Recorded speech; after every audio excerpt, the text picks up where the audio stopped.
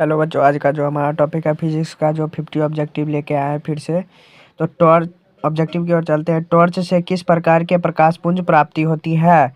तो यह हो जाएगा संश्लिष्ट प्रकाश पुंज। अगला क्वेश्चन है 51 नंबर। 20 सेंटीमीटर के फोकस दूरी वाले अवतल दर्पण को सूर्य का प्रकाश के सामने रखा जाता है, तो इसके सामने डी दूरी पर रखी माचिस की तीली जल उठती है। डी का मान है, तो डी का मान हो जाएगा 20 सेंटीमीटर। अगला क्वेश्चन है दर्पण के सामने किसी भी दूरी पर स्थित वस्तु का प्रतिबिंब सीधा प्रतीत होता है, तो वह दर्पण है। तो वह कौन सा दर्पण हो जाएगा? तो यह हो जाएगा या तो समतल अथवा उत्तल। अगला क्वेश्चन है किसी कार का अग्रदीप में प्रयुक्त दर्पण निम्नलिखित में से कैन होता है? कौन होता है यहाँ पर? कौन होगा? तो इसका आंसर हो जाएगा अवतल दर्पण। अगला क्वेश्चन है समतल दर्पण की फोकस दूरी होती है, समतल दर्पण की फोकस दूरी होती है, तो यह हो जाएगा अनंत। अगला क्वेश्चन है अवतल दर्पण के सामने 55 नंबर क्वेश्चन है अवतल दर्पण के सामने वस्तु को कहाँ रखा जाए ताकि प्रतिबिंब उल्टा, वास्तविक और समान आकार का बने? तो यह हो जाएगा वक्रता केंद्र पर, वक्रता केंद्र पर। अगला क्वेश्चन है एक गोलीय दर्पण की फोकस दूरी प्लस 20 सेंटीमीटर है, तो गोलीय दर्पण कैसा होगा? तो यह हो जाएगा उत्तल दर्पण। अगला क्वेश्चन है प्रकाश के अपवर्तन के कितने नियम? प्रकाश के अपवर्तन के कितने नियम? तो 2 नियम। अगला क्वेश्चन है जिस माध्यम का अपवर्तनांक अधिक है वह कम अपवर्तनांक वाले माध्यम की तुलना में प्रकाशिक सघन हो जाता है। अगला क्वेश्चन है निम्न में से किस माध्यम में प्रकाश की चाल अधिकतम होती है? तो हवा के माध्यम में। अगला क्वेश्चन है कौन सा लेंस अपसारी लेंस भी कहलाता है? कौन सी लेंस अपसारी लेंस कहलाता है? तो यह हो जाएगा अवतल लेंस।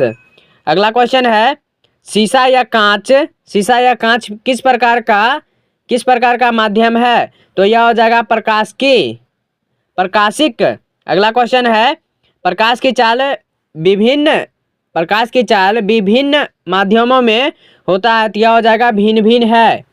अगला क्वेश्चन है कांच पारदर्शी माध्यम से प्रकाश की किरणें गुजरती है तो क्या होता है? तो यह हो जाएगा अब डी, जिसमें हो जाएगा क ख तीनों हो जाएगा, जिसमें हो जाएगा कुछ भाग परिवर्तित हो जाती है, कुछ भाग अपवर्तित हो जाती है, कुछ भाग अवशोषित हो जाती है।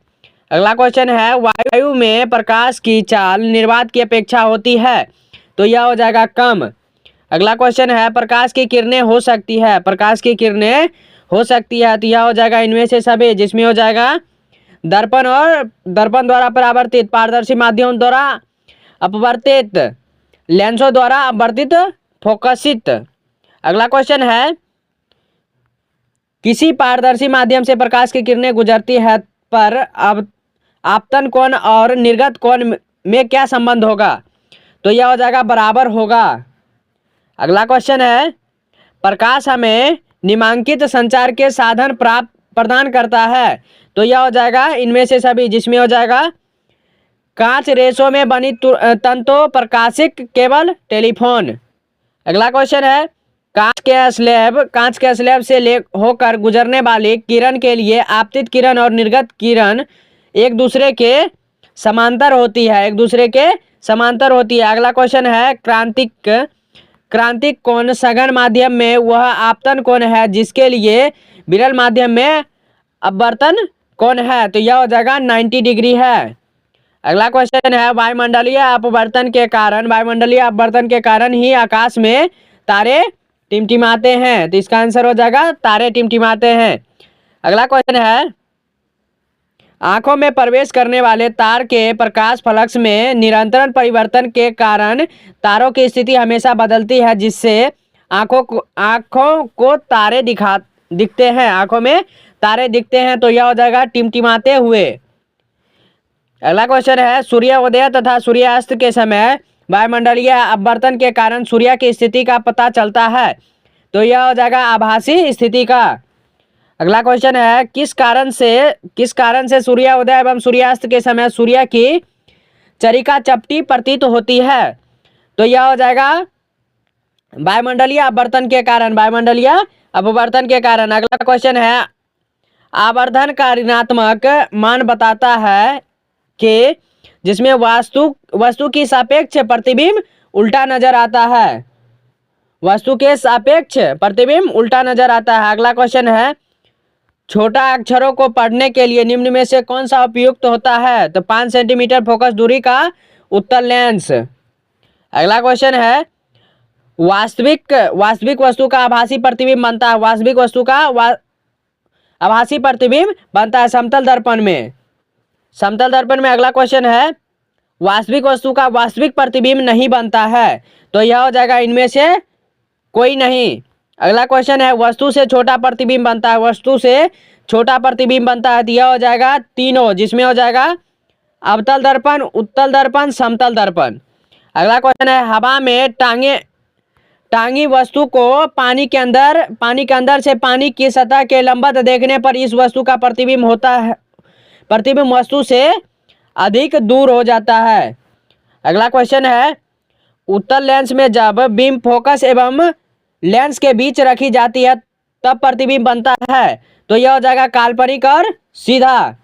अगला क्वेश्चन है, एक उत्तल लेंस की फोकस दूरी 20 सेंटीमीटर है, तो लेंस की क्षमता होगी, तो यह हो जाएगा +5 डायोप्टर। अगला क्वेश्चन 83 नंबर क्वेश्चन है, किसी लेंस के प्रकाश की केंद्र से होकर गुजरने वाली किरणों के पथ में अपवर्तन के बाद विचलन नहीं होता है, विचलन नहीं होता है। अगला क्वेश्चन है, निम्न में से कौन सा पदार्थ लेंस के लिए प्रयुक्त नहीं किया जा सकता है, तो यह हो जाएगा मिट्टी। अगला क्वेश्चन है, जिस लेंस का एक तल उभरा हुआ हो लेकिन दूसरा तल समतल हो, तो यह हो जाएगा समतोलीय लेंस, यह हो जाएगा समतोलीय लेंस। अगला क्वेश्चन है, अवतल लेंस में वास्तविक वस्तु का हमेशा आभासी प्रतिबिंब बनता है, हमेशा आभासी प्रतिबिंब बनता है, हमेशा आभासी प्रतिबिंब बनता है। अगला क्वेश्चन है, 2 डायोप्टर क्षमता वाले लेंस की फोकस दूरी होती है, तो यह हो जाएगा +50 सेंटीमीटर। अगला क्वेश्चन है, उत्तल लेंस द्वारा तब काल्पनिक प्रतिबिंब बनता है जब बीम रहती है, तो यह हो जाएगा फोकासांतर से कम दूरी पर। अगला क्वेश्चन है, जब कोई वस्तु अनंत पर रहता है तो उत्तल लेंस द्वारा उसका प्रतिबिंब बनता है, तो यह हो जाएगा फोकस पर। अगला क्वेश्चन है, मोटे लेंस की फोकस दूरी पतले लेंस की तुलना में कम हो जाती है। अगला क्वेश्चन है, समान फोकस दूरी के उत्तल और अवतल लेंस सटाकर रखे गए हैं, यह युग्म काम करेगा, तो यह हो जाएगा कांच के आयताकार सिल्ली की तरह, कांच के आयताकार सिल्ली की तरह। अगला क्वेश्चन है, किसी बीम का अनंत प्रतिबिंब प्राप्त करने के लिए बीम के उत्तल लेंस के सामने कहाँ रखे, तो यह हो जाएगा लेंस के मुख्य फोकस पर, लेंस के मुख्य फोकस पर। अगला क्वेश्चन है, निम्न में से किस लेंस की फोकस दूरी धनात्मक होती है, तो यह हो जाएगा उत्तल लेंस की। अगला क्वेश्चन है, उत्तल लेंस के प्रक्रम में जब प्रतिबिंब वास्तविक होता है तब आवर्धन है, तो यह हो जाएगा ऋणात्मक। अगला क्वेश्चन है, किसी अवतल लेंस के लिए फोकस दूरी होता है, किसी अवतल लेंस के लिए फोकस दूरी होता है तो ऋणात्मक। अगला क्वेश्चन है, किसी लेंस द्वारा उत्पन्न आवर्धन का ऐसा मात्रक क्या है, तो यह हो जाएगा मात्रक विहीन। अगला क्वेश्चन है, लेंसों में मुख्य फोकस की संख्या कितनी है, तो यह हो जाएगा 2। अगला क्वेश्चन है, एक अवतल लेंस से 10 सेंटीमीटर दूर वस्तु रखने पर इसका आभासी सीधा प्रतिबिंब बनता है, इसकी फोकस दूरी हो सकती है, तो इनमें से सभी, जिसमें हो जाएगा 15 सेंटीमीटर, 20 सेंटीमीटर, 12 सेंटीमीटर। अगला क्वेश्चन है, किसी उत्तल लेंस के सामने 2f और अनंत के बीच कोई बिंब रखा तो इसका प्रतिबिंब बनेगा, तो यह हो जाएगा वास्तविक उल्टा और छोटा, वास्तविक उल्टा और छोटा। अगला क्वेश्चन है, कई लेंसों के संयोजन से बना एकल लेंस की उपयोगिता होता है, तो यह हो जाएगा सूक्ष्मदर्शियों के लेंस में। अगला क्वेश्चन है, किसी एफ फोकस दूरी के लेंस की क्षमता p होती है तो इसका हो जाएगा 1/f।